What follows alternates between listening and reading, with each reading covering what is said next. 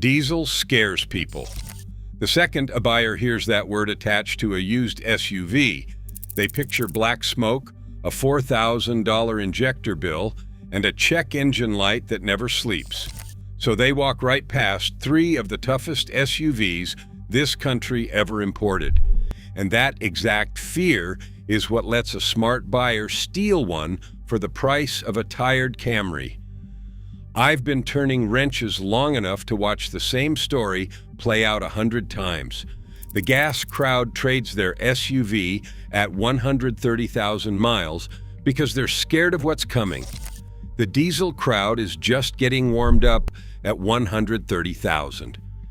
Today I'm counting down 3 diesel SUVs nobody wants that will quietly run past 500,000 miles. I'm going deepest on number 1 because it's the one I'd bet my own money on. Let's get into it. Number 3, Mercedes-Benz ML and GL BlueTEC. Number 3 is the SUV that makes people clutch their wallet the moment they see the 3-pointed star. German, diesel, used. In a buyer's head, that is 3 strikes before the engine even turns over. And that panic is exactly why you can buy one of these for the price of a high-mileage Corolla. Let me tell you about a guy who came into my shop about a year ago. Retired, mid-60s, he wanted something comfortable to tow. A small camper a few times a year. He had been looking at a newer gas Grand Cherokee, $26,000, and he asked me to look over the deal before he signed. I told him to hold off, and I pulled up a 2013 ML 350 BlueTEC on my phone. 96,000 miles, $14,500. He made a face like I had suggested he buy a hand grenade. "Aren't those money pits?" he asked. I told him the truth, which is more complicated than yes or no, and that is the whole reason these are cheap. Here's what's actually going on under the hood. The engine is the Mercedes OM642, a 3-liter turbo diesel V6 that Mercedes built from 2005 all the way into the early 2020s. The long block on this thing is genuinely tough. It is an aluminum block with cast iron cylinder liners, a forged steel crankshaft, forged rods. This is the same basic engine family that powers Sprinter vans, and there are Sprinters out there with over 500,000 miles on the original block. That's not a forum legend, that's a delivery van reality. When a fleet runs an engine to 500,000 miles, hauling cargo every single day, that tells you the bones are strong. So why is it cheap? Because while the long block is bulletproof, the bolt-ons around it are needy, and most buyers can't tell the difference between a tough engine and an annoying one. The OM642 has a few predictable weak points, and if you know them going in, you win. If you don't, you're the guy funding your mechanic's vacation. Weak point 1, the oil cooler seals. They sit in the valley of the engine, under the intake, and over time the heat cooks them and they leak. It is the single most common job on this engine. Done right, it runs you around $900 to $1,400 because of the labor to get in there. Weak point 2, the swirl flaps in the intake runners. They gum up with soot and the little actuator motor can fail. Weak point 3, the turbo actuator, which controls the variable vanes on the turbo. Weak point 4, if oil changes were neglected, the timing chain can stretch. Notice the pattern. None of those are the engine itself failing. They are accessories. Fix them once on a well-kept example, and the long block will outlive the buyer. Now the price. A 2012 to 2014 ML 350 BlueTEC with 90,000 to 120,000 miles is sitting between $11,000 and $17,000 right now. A comparable age gas Lexus GX or a loaded Grand Cherokee is $8,000 to $12,000 more with less torque and worse fuel economy. The Mercedes will pull a trailer all day and still see high 20s on the highway. That's the trade. You accept a slightly needier maintenance personality, and in exchange you get a diesel that depreciated like it insulted somebody. Here's your inspection checklist if you go hunting for one. First, get it cold and start it in the morning. A healthy OM642 fires fast and settles into a smooth idle.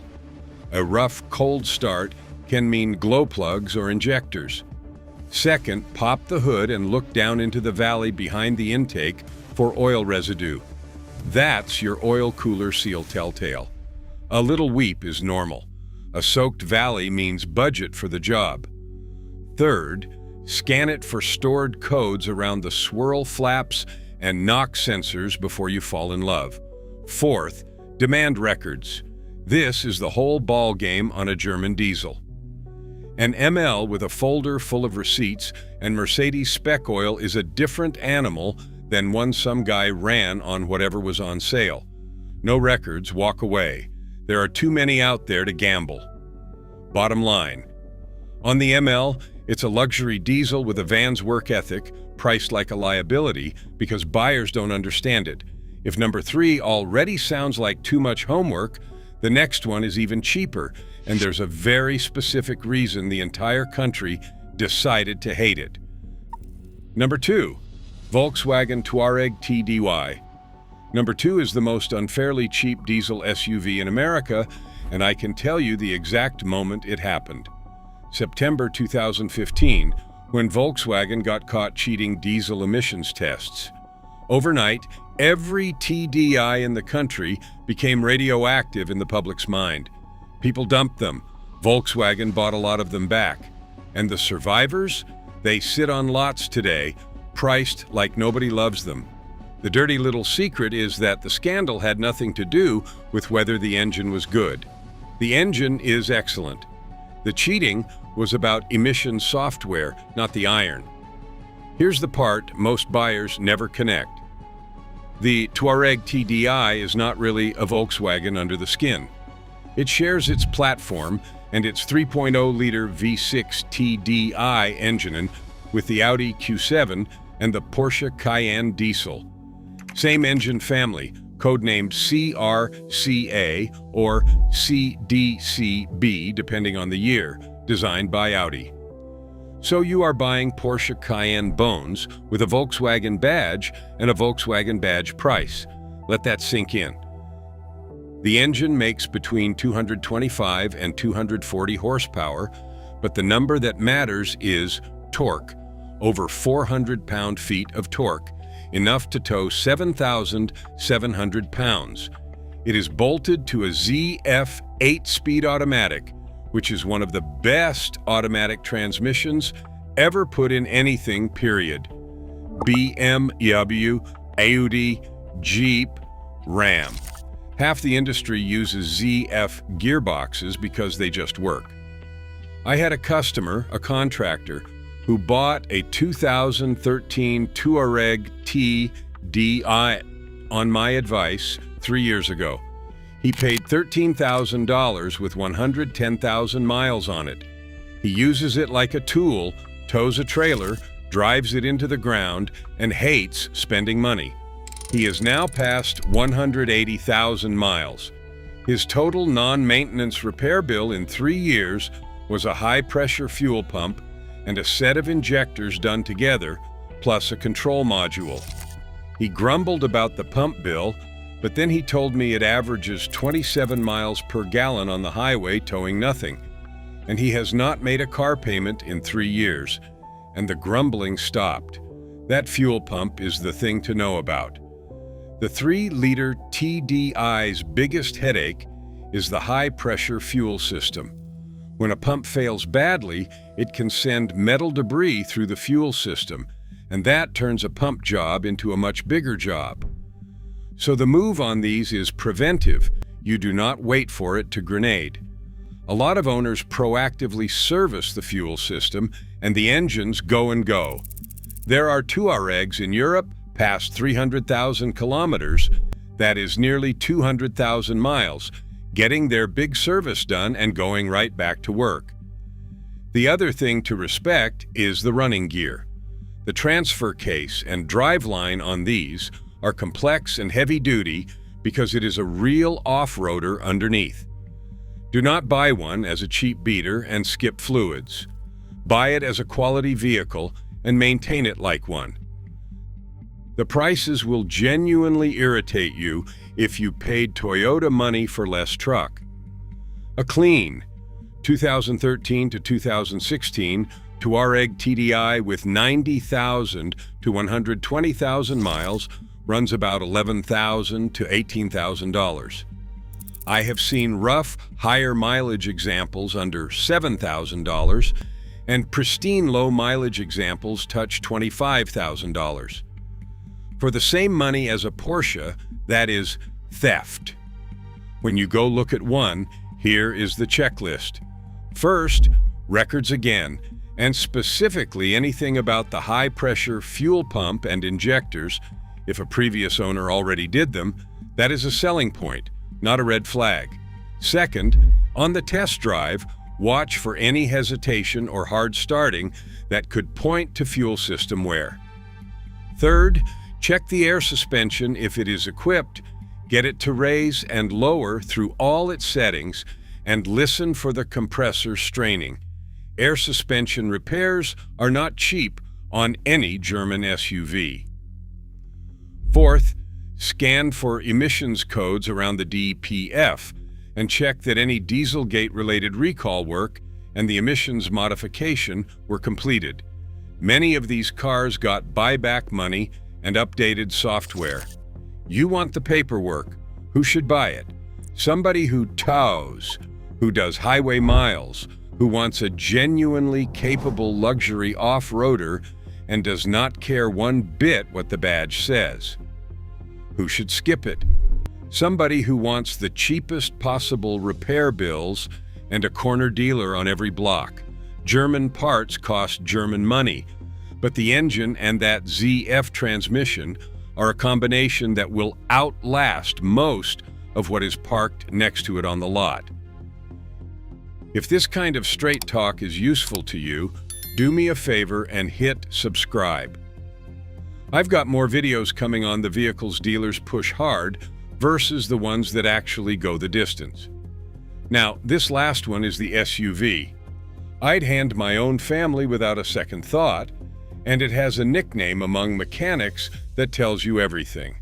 Number 1, BMW X5 35D. Number 1 is a diesel BMW SUV, and I already know what half of you are thinking because every customer I've ever recommended this to said the same thing out loud. A used BMW? A used diesel BMW? Are you trying to bankrupt me? And then I tell them the nickname this engine earned, and they go quiet. Mechanics call the engine in this thing the BMW that refuses to die, not as a joke, as a description. The engine is the BMW M57, a 3.0-liter inline-six turbo diesel, and later the N57 that replaced it. In the X5 35D, it makes up to 286 horsepower and a stout 425 pound-feet of torque. But power isn't why it's number 1.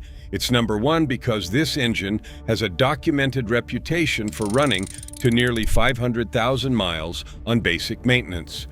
In Europe, where these engines lived in taxis and high-mileage 5 Series sedans, there are well-known cases of them passing 500,000 kilometers with nothing but routine servicing.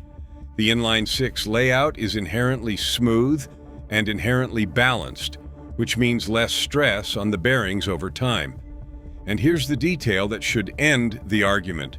The M57 is so respected that people pull them out of dead BMWs and swap them into Land Rovers and off-road rigs as an upgrade. Nobody swaps a fragile engine into anything. You only transplant a heart that you know won't quit. Let me tell you about the customer who taught me to recommend this. A few years back, a woman came in, a nurse, long commute, sick of car payments. She had about $18,000 and she was looking at a certified used gas crossover. I asked if she would consider a diesel X5. She actually laughed at me. She said she was a nurse, not a Bond villain, and she could not afford a BMW. I told her the joke is that she could afford this one precisely because everyone else was as scared as she was. I showed her a 2014 X535D, 95,000 miles, $17,000. She bought it, cautiously, like she expected it to explode. She is well past 160,000 miles now. The engine has never given her a single problem. Her words the last time she was in were, "Why is this car so cheap when it is this good?" So let me answer that honestly, because number one earns its spot by being the real deal, not by being perfect. The M57 engine itself is close to immortal. What costs money on the US market diesel X5 is the emissions system, which was unique to North America and is genuinely the weak link. There is a diesel exhaust fluid system, a particulate filter, and NOx sensors. The most common headache is the DEF tank and heater assembly, also called the active tank. When that throws a fault, you will get an ominous countdown telling you the car will not restart in a certain number of miles. It is alarming the first time. It is also a known quantity. Budget for it, address it proactively, and you are left with one of the toughest powertrains ever sold here. Let me give you the real-world money because this is where it gets ridiculous. A 2014 to 2016 X535D with 90,000 to 130,000 miles sits between $15,000 and $20,000 today. I just looked at a 2016 xDrive 35D with 127,000 miles listed at $17,500.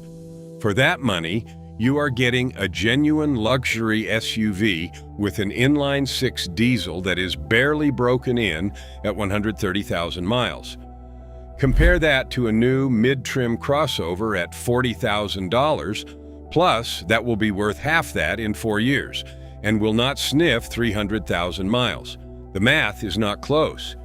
Here is your inspection checklist, and on this one it matters more than usual. First, records, and specifically anything about the emission system, the DEF tank, and the timing chain. The M57 timing chain is robust, but it lives at the back of the engine, so keep it healthy with clean oil. Do not neglect it. Second, on a cold start, listen for a healthy diesel clatter that smooths out quickly, and watch the exhaust. A faint puff at startup is normal, but a continuous cloud is not. Third, get it on the highway and let the turbo pull from 40 to 70 miles per hour. It should surge with that big wave of torque and show no hesitation.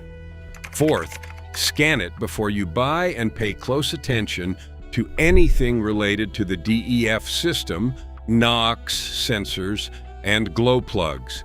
If it has an active emissions fault, use it to negotiate, but go in knowing what that repair costs in your area. And fifth, the pro move, find one that was clearly babied, a 1 or 2 owner car with a stack of dealer receipts and reasonable, steady highway miles. A diesel that did long highway runs is far happier than one that did nothing but short, cold trips, because diesels hate short trips. They want to get hot and stay hot. Who should buy this SUV?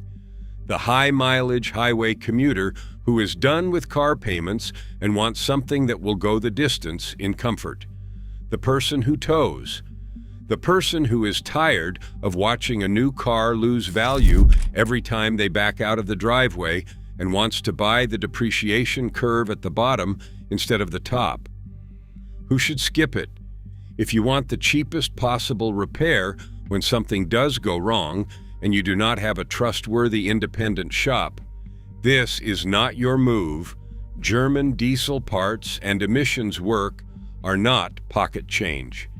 And if you cannot stand the idea of doing a little preventive maintenance instead of waiting for failure, buy something boring and Japanese with my blessing.